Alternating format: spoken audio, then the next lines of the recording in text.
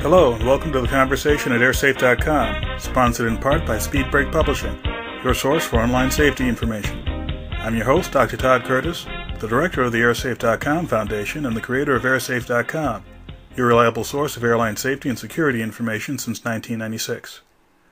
In this conversation, I'd like to talk about the fatal events of 2007. Before I go on, it's important to define a fatal event.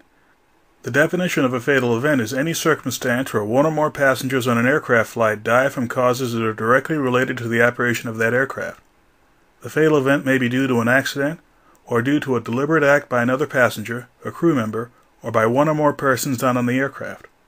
These events include sabotage, hijacking, or military action, and exclude cases where the only passenger deaths were to hijackers, saboteurs, or stowaways. And now for a quick overview of 2007. There were 8 fatal airliner events, and in 4 of those events, every passenger was killed. 7 of those 8 were domestic flights. 547 of the 809 passengers on those flights were killed, as were 35 of the 56 crew members. The fatality rate was 67.6% for passengers, and 62.5% for the crew members. Of those 8 events, none were located in North America or Australia. 3 were in Asia, 2 in Indonesia and 1 in Thailand. 2 were in Africa, Cameroon and Congo. 2 were in Europe, Russia and Turkey, and the last one was in South America and Brazil.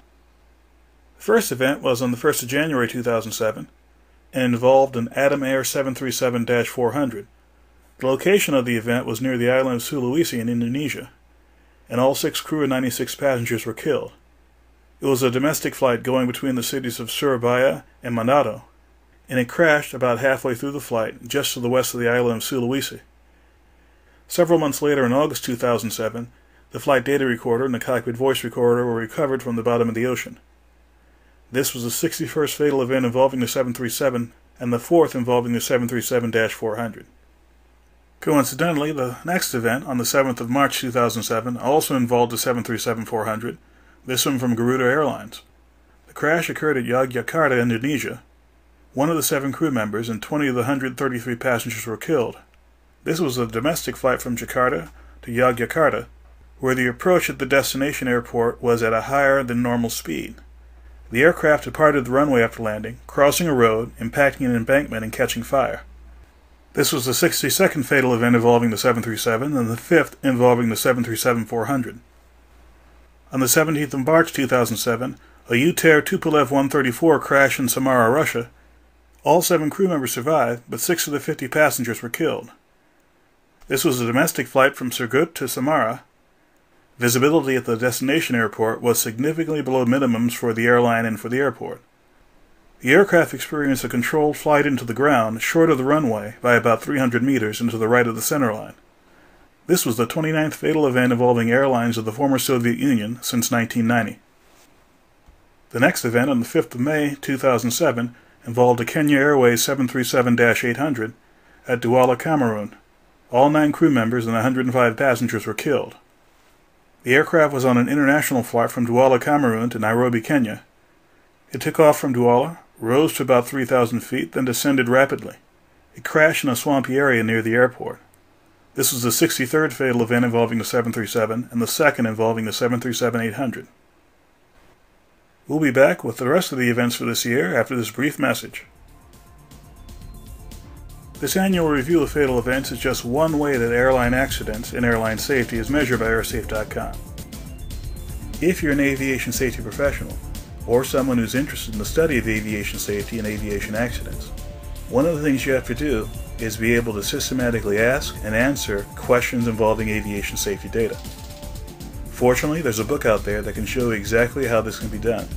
The book Understanding Aviation Safety Data was written by me, Dr. Todd Curtis, and it's a detailed guide for asking and answering aviation safety and security questions. Based on years of research and the analysis of thousands of accidents and incidents, this book addresses the 12 basic types of aviation safety and security questions, with specific examples taken from sources such as online databases and from accident reports. The book is available from Speedbreak Publishing, and you can find out more details at orders.speedbreak.com. The 5th event of the year involved a TAAG 737-200 crash in Angola. This was on the 28th of June 2007 at Mbanza, Congo. 1 of the 7 crew members and 4 of the 71 passengers were killed, as well as 1 other person on the ground.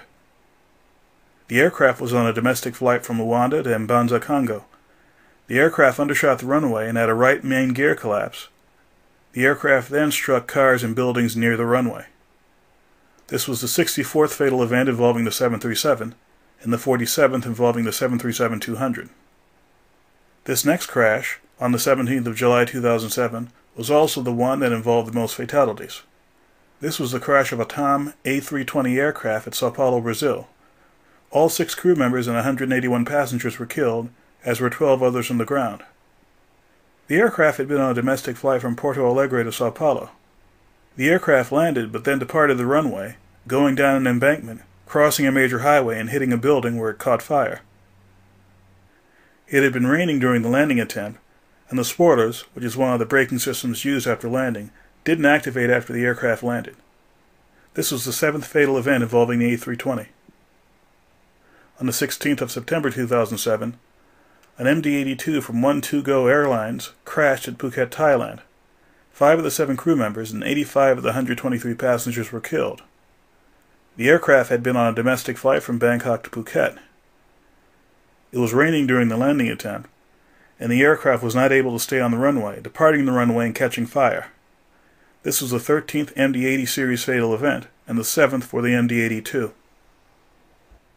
The last event of the year was on the 30th of November 2007 and involved an Atlasjet MD83. The crash occurred near Kasiborlu, Turkey, and killed all 7 crew members and 50 passengers. The aircraft had been on a domestic flight from Istanbul to Isparta and crashed in a mountainous area about 12 kilometers from the destination airport. This is the 14th fatal event involving the MD-80 series and the 2nd for the MD-83. This particular Atlasjet MD83 had actually been leased from World Focus Airlines. The 8 fatal events in 2007 is consistent with the reduced number of fatal events seen by airsafe.com over the last few years. This trend has also been recognized by others in the aviation industry. In January 2007, a study published by Flight International magazine showed a steady decline in airline accidents over the previous decade, with a nearly 50% decline in fatal events between 1997 and 2006. As I explained before, airsafe.com computes fatal events somewhat differently, but it too showed a general decline.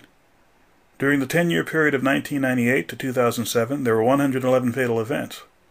In 67 of these 111 events, all the passengers were killed. The fewest number of fatal events occurred in the last half of this 10-year period. There was a total of 8 fatal events in 2003, 2006, and 2007. The greatest number of fatal events, 14, occurred in the years 1998, 1999, and 2001. Although airsafe.com and Flight International magazine have different ways of computing accidents, both organizations show a similar trend of decreasing accidents over the last 10 years. Well, that concludes the annual review for 2007.